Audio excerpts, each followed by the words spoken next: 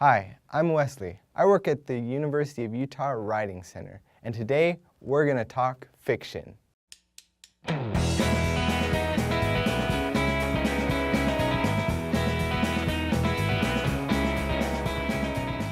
As I cite my sources, it's going to appear on the screen next to me in MLA formatting. If you're watching this, you probably feel like you're already the master of the 5-paragraph essay. You can probably crank out a classic essay with a solid introduction, 3 body paragraphs, and a blow-me-out-of-the-water conclusion in no time. But when it comes to creative writing, you probably have been staring at your cursor for so long that you just gave up and started watching YouTube videos. Am I right or am I right or am I right?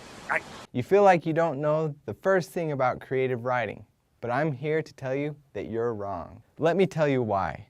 It is because what you and I and many others think about creative writing is wrong. You see, we think about poems, novels, short stories, plays, and basically fiction in general. However, your 5-paragraph essay on rhetorical devices used in kitten memes is also creative writing. Look at the word creative writing. If we split it apart, we get 2 parts: create and the suffix iv.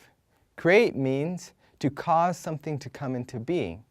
The suffix iv means to express tendency or function of. So what you did in your 5-paragraph essay on rhetorical devices used in kitten memes is create an original idea and put it into a form or genre, just like when Dr. Seuss put his idea of protecting natural resources in the Lorax. In a study done by Leigh Casorla, one student, when asked to describe creative writing, said this: "Creative writing is writing in which the writer is concerned with craft. Academic writing is often creative writing, as are the genres more commonly listed under creative writing: fiction, poetry, drama, creative nonfiction, etc." So now that you understand that you do have what it takes to become a creative writer, you'd probably like to know the basics of fiction writing, the genre most commonly associated with creative writing. Well, it's very similar to your essay. First, you're going to start with what I call the bigger picture elements, and you're going to work your way down to the smaller elements. To start off, let's decide who your audience is going to be. What is your purpose in writing to that audience? What are your goals in writing in general? Knowing your audience is going to help you determine what form or genre you're going to use. If the purpose of your story is to argue a point, then you're going to be writing in more of a literary form. Take J.R.R. Tolkien, for example. His novel, The Hobbit, has captivated readers for many years. This is because his audience and his purpose were clear. His study of Beowulf, a medieval epic, motivated him to explore his own writing. It was also at a time in his life when he was trying to come up with literature that would be entertaining to his children.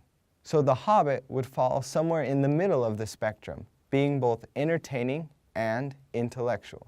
Another bigger picture element to look at is point of view. What point of view is your story being told from? Is your narrator omniscient, meaning all-knowing?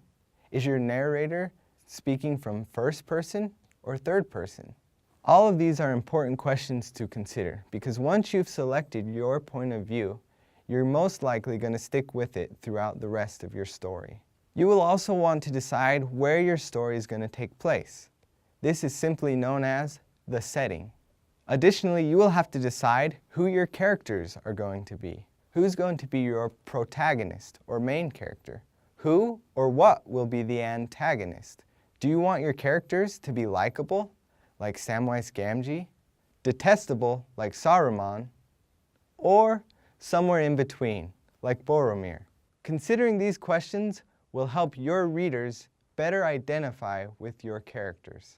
Looking at Sherlock Holmes can give us a good idea of how these bigger picture elements work in relation to your story. Sir Arthur Conan Doyle's protagonist, Sherlock Holmes, was based off from a medical surgeon, Joseph Bell, who was known for making large conclusions from small observations.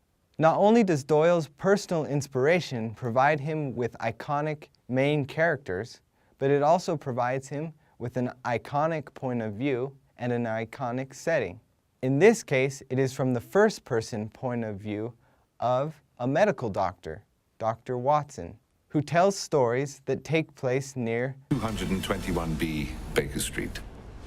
Once you have established your characters, it is easier to establish one of the most important elements of your story, conflict. Loosely put, conflict can be described as what a character wants and what is stopping him or her from reaching that goal. For instance, Frodo wants the ring to be destroyed. The principal villain, Sauron, and several lesser villains want to prevent him at all costs from destroying the ring because of their own personal interests. This creates tension, which is the essence of conflict. You get to decide whether your conflict will be internal, meaning mental or emotional, or external, meaning physical obstacles. Frodo has obvious external conflicts, but Tolkien adds the additional element of internal conflict as Frodo fights the urge to put the ring on. Conflict is the main driving force of your story. Next up is plot. Robert McKee, in his book, Story, go figure, says that plot is the writer's choice of events and their design in time. Once you have established the main elements of story, you can begin to organize them into plot.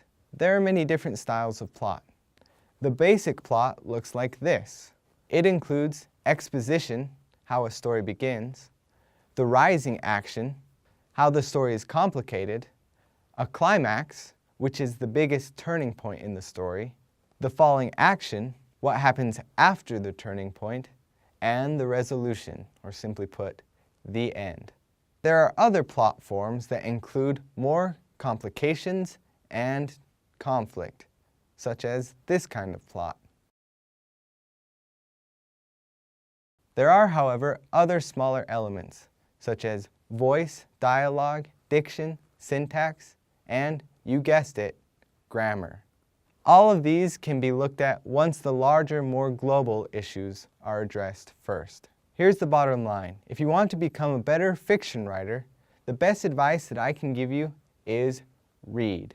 The more you read and study other genres and other forms, the more capable you will become in writing in those forms. You will be able to find your own original voice. The more original your piece is within its form, the better it will be. And in some cases, if it's original enough, it will become its own genre. Don't forget, our tutors in the University of Utah Writing Center are here to help. You can always come in and talk with one of our tutors to brainstorm, evaluate a rough draft, or polish a final piece. So feel free to schedule an appointment. And remember, you have my bow. That's my axe. All right.